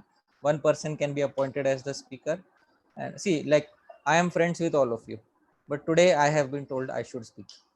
If I would meet with 1 or 2 of you, then it would not be that I would be given a platform to speak or something like.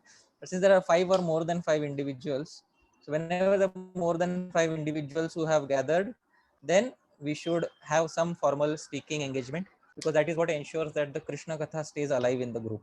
And that keeping that Krishna Katha alive is very important, because that is what differentiates us from other ordinary groups of friends. And that distinction should always be present in us. That distinction should always be present. Why? Because the distinction is not present, then we'll quickly become mundane. So if we don't want to become, and mundane groups are also very friendly, nice, they give a warm feeling, that's okay. But they don't ensure paramartha, they don't ensure spiritual perfection. If we want to ensure spiritual perfection, we should have regularly, not every, if not every time, regularly, we should have, in groups of 5 or more, we should have some Harikatha. What about just, a couple of families?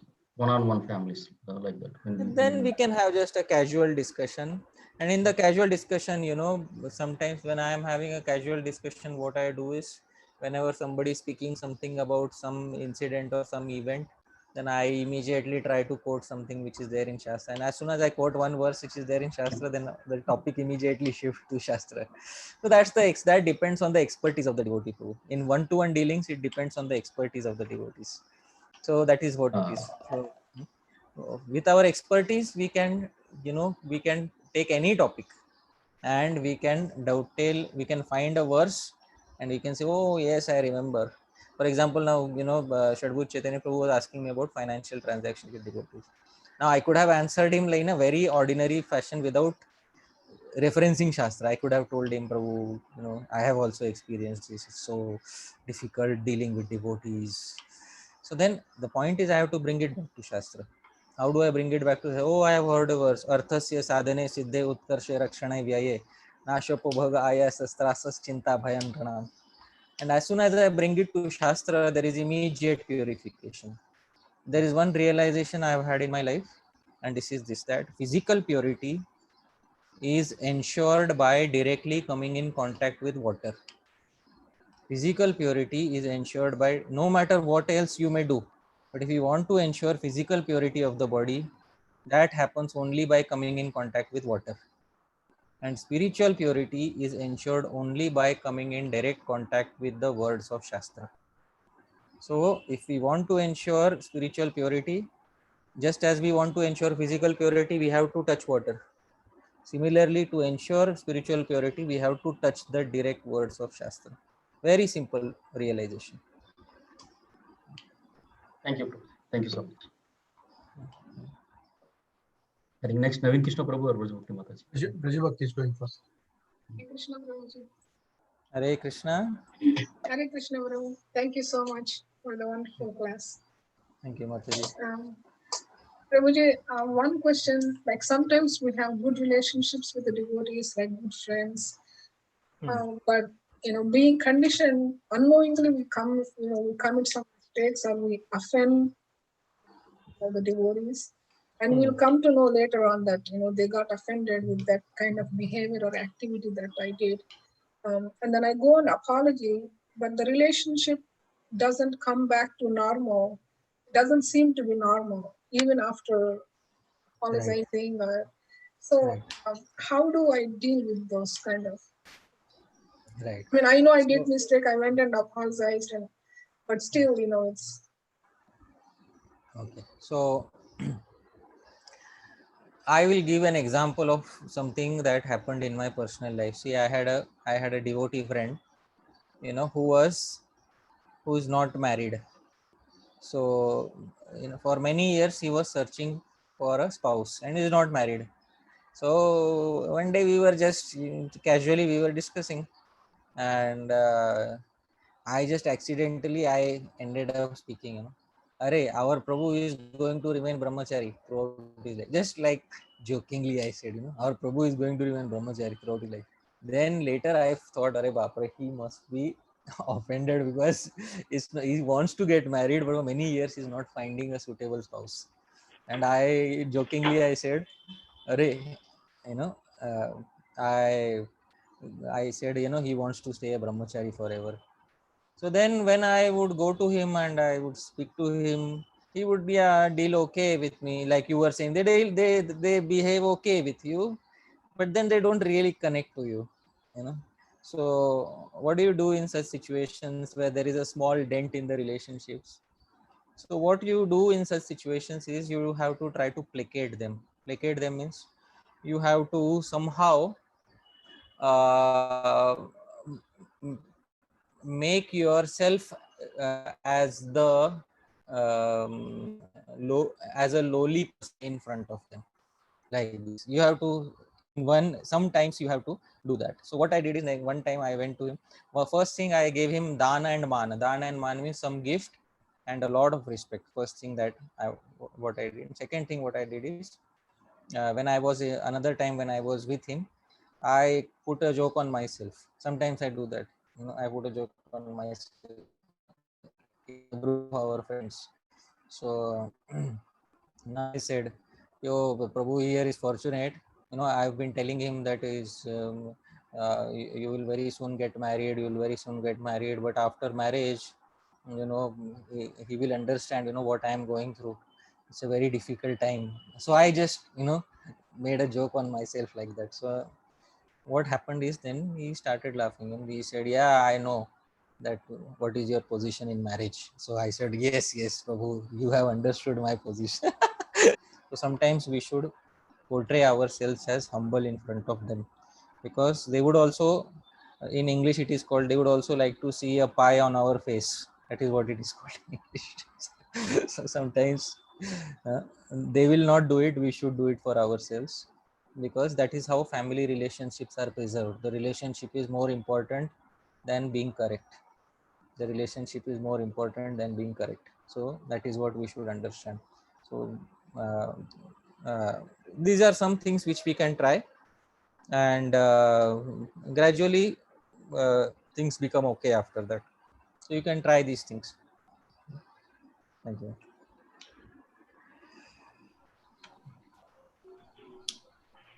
Hare Krishna Prabhu, would you like to go next, or Alec Prabhu? Who is? No, Hari, Alec, and then me. Okay. Hare, Hare Krishna, Hare Parshad Prabhu, Dandavat Pranam. Dhanwad Um, pranam, sir. Thank you for the very nice talk. I really learned a lot. So um, I was hearing something that my friend Jay Jagannath Prabhu shared of his Right, known as Gaur Govinda Maharaj, and he was right. speaking on this principle of Vaishnavam Shloka Bhaktaram, Hmm. that Vaishnava always quotes from authority. Hmm. So I was just thinking when I was hearing Maharaj speak this, in that when we quote authority, sometimes what happens is some people don't even have faith in the authority. They Hmm. just say, it's Bhagavad Gita 500 years ago. What use does it have to me? And what Hmm. use does Bhagavatam or Chaitanya Charitamrita? This is all old stuff. Talk about Hmm. what's relevant. So, Hmm. and then they try to find fault. So, is it our duty, if they don't accept the conclusions that we say that are from Shastra, is it Hmm. our duty to tell them about the glories of accepting glories of the Shastra so they can accept it? Or how should we deal with such a situation like this? Okay. So first thing is, are these individuals devotees, or you are dealing with non-devotees? Um, I would I would say there's specific situations, but in sometimes non-devotees and Hmm. sometimes devotees. That people say that if some great event happens, and then we Hmm. quote from Shastra, they're like, oh, stop quoting Shastra, Prabhu. That's just the Ah, books. Have some compassion, have some this, have some that. So okay. because So both situations are there. okay, so there are two things here.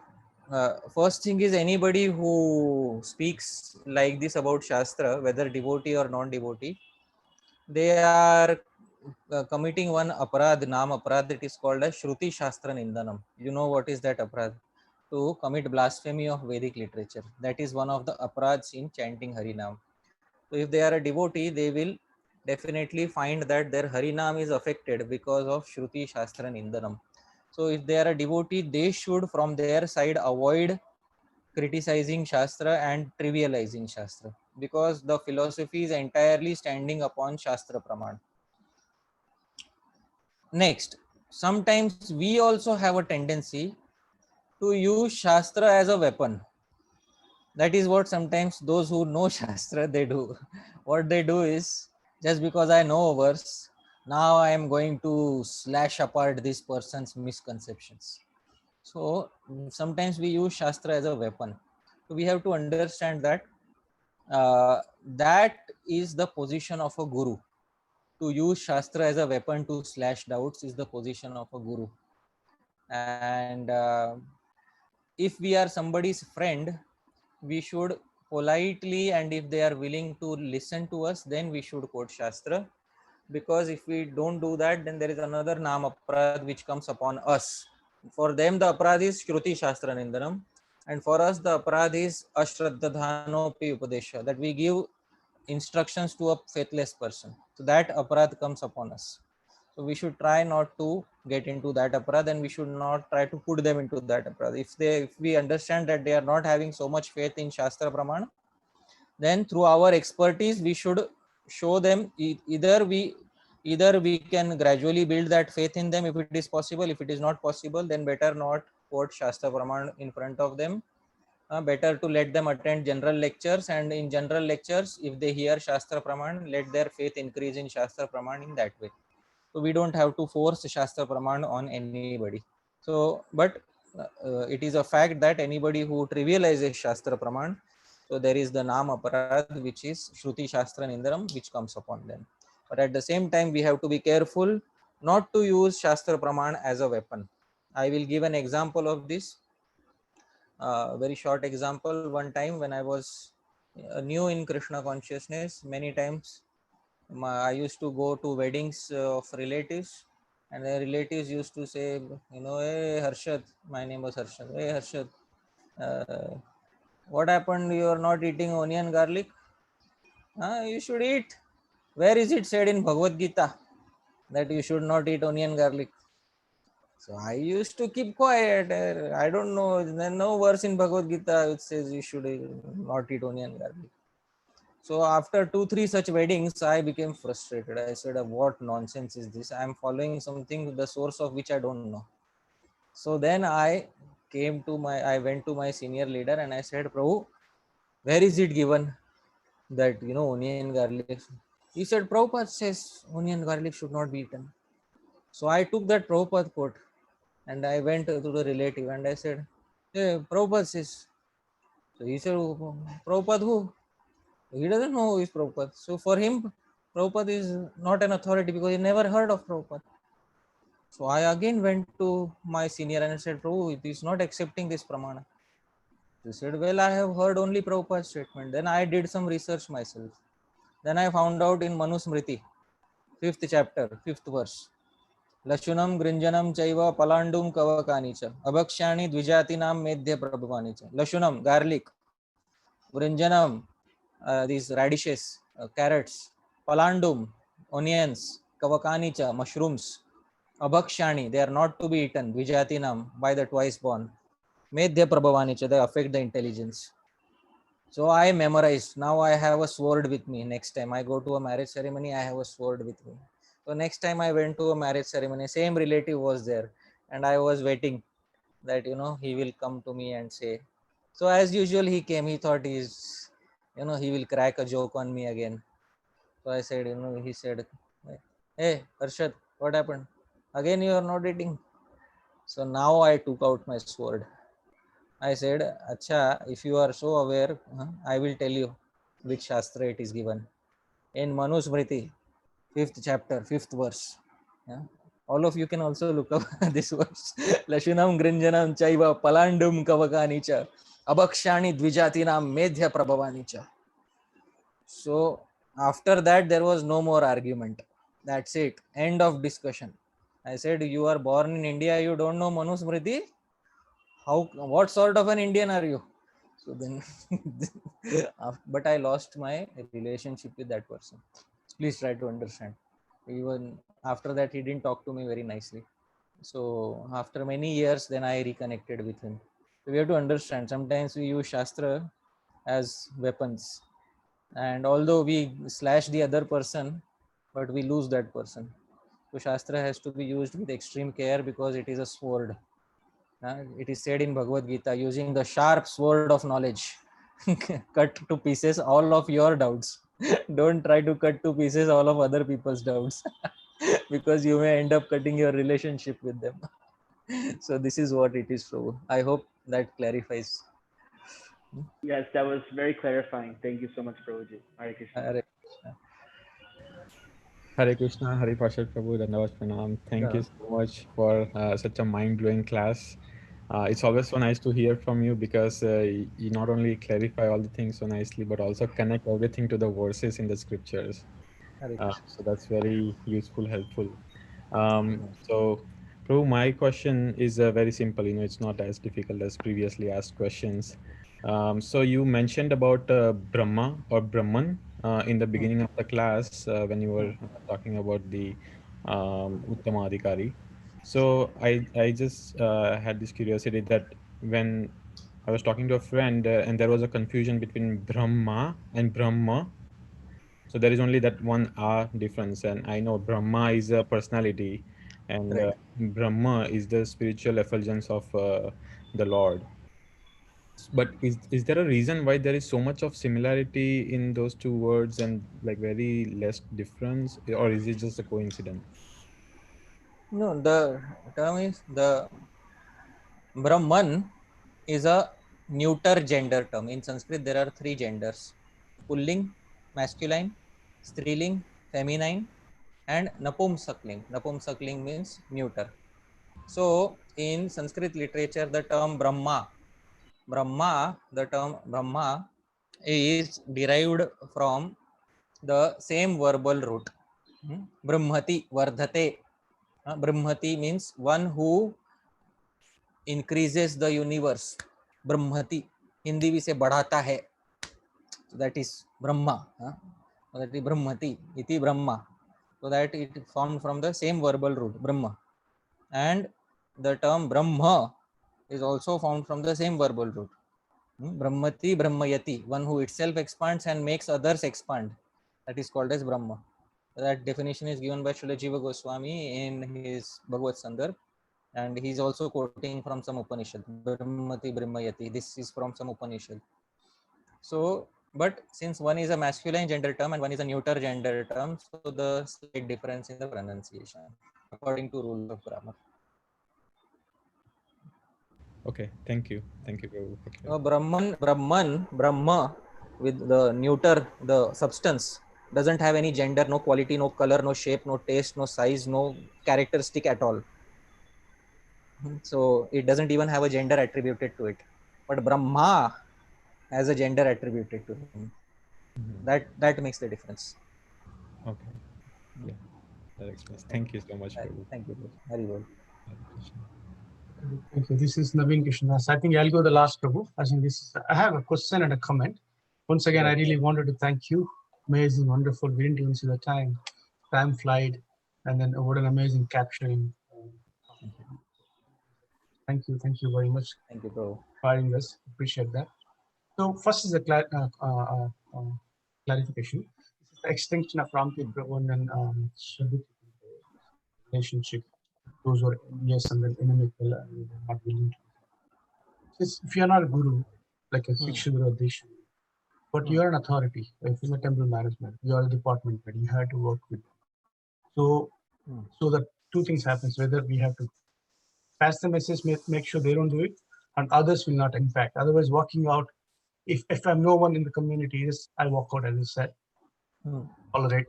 But if you're an authority, make sure it doesn't happen, other people cannot, and then they also should learn. So in that situation, how do you? Okay. So if we are in positions of authority, then that puts us in a difficult situation. Why does it put us in a difficult situation? Because there are some individuals who come to the temple and who don't exactly behave in the most Vaishnava manner. And then since we are supposed to be the authorities, we are supposed to show them the correct path. And they have the freedom of telling us, "Arey, who are you? I don't believe in the temple authority." Like this, I have heard many times people saying, "Arey, who are you? I don't believe in the temple authority." So in this situation, it becomes difficult, and sometimes temple authorities have to be slightly firm with people, up to the point that they have to be rude with certain people. This is what is seen, and then they become negative in the eyes of such individuals. So therefore, this position of becoming an authority in the temple is considered to be dangerous. Why is it considered to be dangerous? Because it can potentially invite the uh, ill feelings from people who have been offended because we behaved firmly or slightly rudely with them. But what we can try to do is, first and foremost, we can try to be nice to them and explain nicely to them. If the first step that a temple authority does is to behave rudely with them, then that is not nice. First thing is to explain nicely to them, and another thing is to also understand who are their friends. who is the friend of such and such person. For example, you are the temple president and I come to your temple and I don't behave nicely. I am a new person and I say, hey, who are you? You are just a few years older than me. In a few years I will be like you, temple president. So what is so special about you? I say something like this to you. Then you can try to explain to me nicely once, and you also try to find out who is it that I have faith in, shraddha in, and try to try to convince that person to convince me, because if that person tells me, then I will definitely listen. So every person has some shraddha in some spiritual authority, so that person should be contacted by the temple president and that person can tell him. And if that also doesn't work, then you have no other option, but you have to be a little firm with that person. To be firm. Prabhupada also was firm with devotees, but one thing, Prabhupada never threw devotees outside the movement. Prabhupada never said you are no longer a member of the movement. So we don't have, although we can be firm with devotees and we can tell them to the point, please you find out somebody, some other sangha. Till this point we can be firm, but we can't tell them ki you are thrown out of ISKCON, because nobody can throw a devotee out of the International Society for Krishna Consciousness, because by its very definition, it's a home where everybody in the world can find a shelter.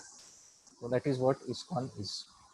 So this is how we have to deal with individuals Thank when you. we are in Thank you. authority. Thank you very much. Hare So, Krishna. the second and final question I have. This is always fascinating. So in class, you started with the personalism and impersonalism. Like so there are so many wonderful devotees on both sides. Of course, since we fall into the personal aspect of it, we have that. But in person, there are scholars. They have a wonderful qualities. They have, of course, I come from South India. I've seen some of the Shankara Sampradaya. There's a lot of people. They're well respected all over. They use the same verses, same part, Bhagavatam, Ramayana, Mahabharata, but their understanding is different. Having said that, my question is now, why is that somebody, like, if somebody says, if somebody tell a Hari Parshad Prabhu, if I don't know you, I cannot even picturize you. Since I know you, yeah, I know him because I've seen you, I talked to you. Like that, those people doesn't have any affinity or any kind of a relationship with Krishna in the past, which makes them think like that in the back of the mind. But if that is correct, then in one point we are all in the spiritual world. We had that experience. But coming here, something is covered. That's first my assumption. The second thing is that, so all as a part of the journey, every personal devotee has to go to the impersonal aspect. That's how it is. So can you clarify these two? See, there are some assumptions which have been made in the question. So I would like to clarify something. Sometimes you see some scholars from Adi Shankaracharya Sampradaya, and you see these people are very expert and they are explaining the Shastras very nicely. And we should acknowledge this thing. We should acknowledge that they are also Mahatmas. We should acknowledge that they are Mahatmas, because why? We don't agree with their philosophy, but Srila Prabhupada says, and the Lord himself says that they are Mahatmas. Okay, where does he say that they are Mahatmas? So in Srimad Bhagavatam 5.5.2, I am reading the translation. You can see the translation, Srimad Bhagavatam 5.5.2. See here.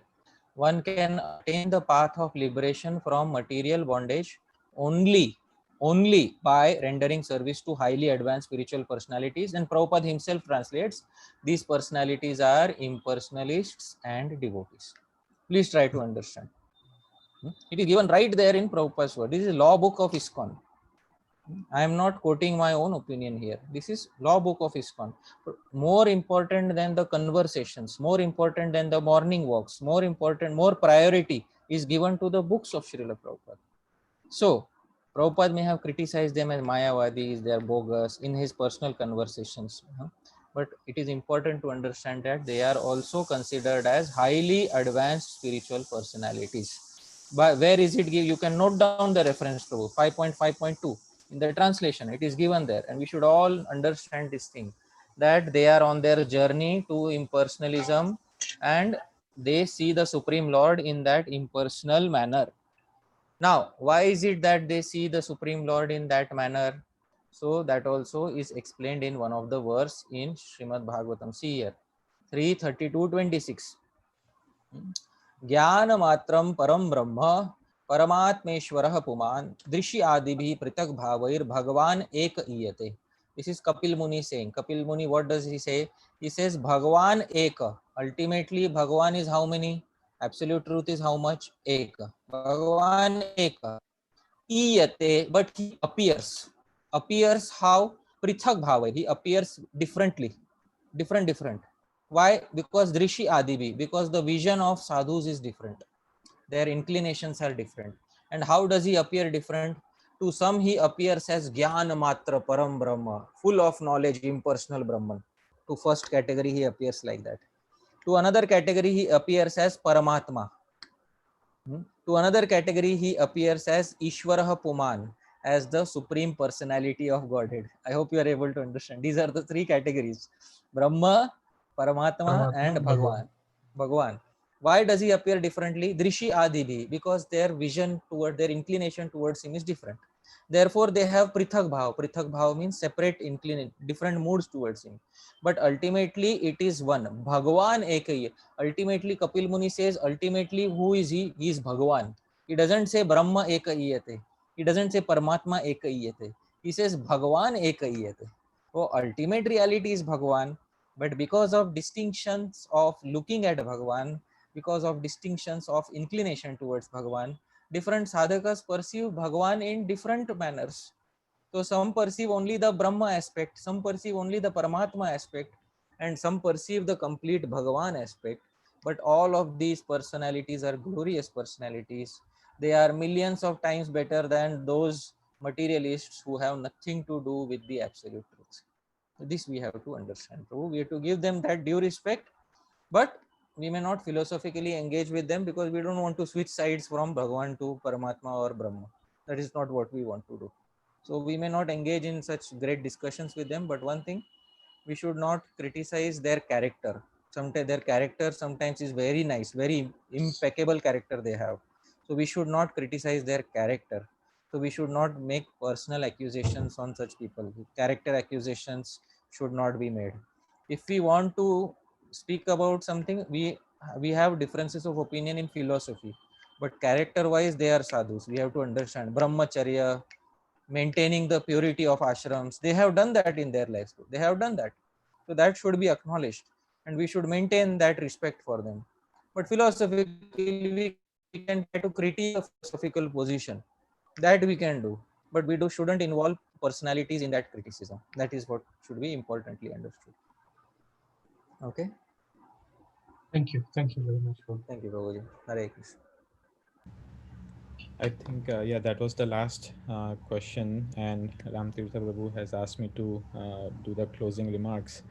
Thank you, Ram Tirtha Prabhu. So a quick announcement. Well, first of all, thank you, Hari Parshad Prabhu, for enlightening us, with all these wonderful answers related to devotee relationships. And speaking of which, tomorrow we have another subject, which is uplifting devotees relationship, by His Grace Vrindavan Prabhu from Pune. So he will be, taking us deeper in this topic. So thank you for, giving us your perspective and your answers to all these questions once again. And we are very grateful and honored to have you virtually to ISKCON Columbus Sravanam Saturday class. And I think that's all. Anyone else would like to say anything? Hari Prabhu, Ram Tirtha Prabhu. Thank you, Hari Parshad Prabhu. Thank you, Prabhuji. Thank you so much. Thank you. Hari Parshad Prabhu ki jai. Srila Prabhupada ki jai. Jai. Ananta Jai. Vaishnava Vrinda ki Hare jai. Krishna. Once a Hare. Panchakalpadurubhyascha kripa sindhubhyeva patitanam pavanebhyo vaishnavebhyo namo namaha. So who recorded the video on the computer, Prabhu? Anybody Prabhu, recorded it? it was live streamed, so it will be there on YouTube. Okay. Okay. Thank you. Maybe you can send the link to Prabhu once. I will send you the link, and yeah, if you would like me to edit anything, I would be happy to No, do. no, no, no editing. No, that's all. Just as it was, as it is. That's As our it is. philosophy. Thank Hare you. Krishna. Hare Thank Thank you, you. brother. Hare Krishna. Thanks. Thank you. Hare Krishna, Prabhu. Hare Krishna. Hare Hare Krishna. Krishna. Hare Krishna. Hare Ram. Hare Krishna.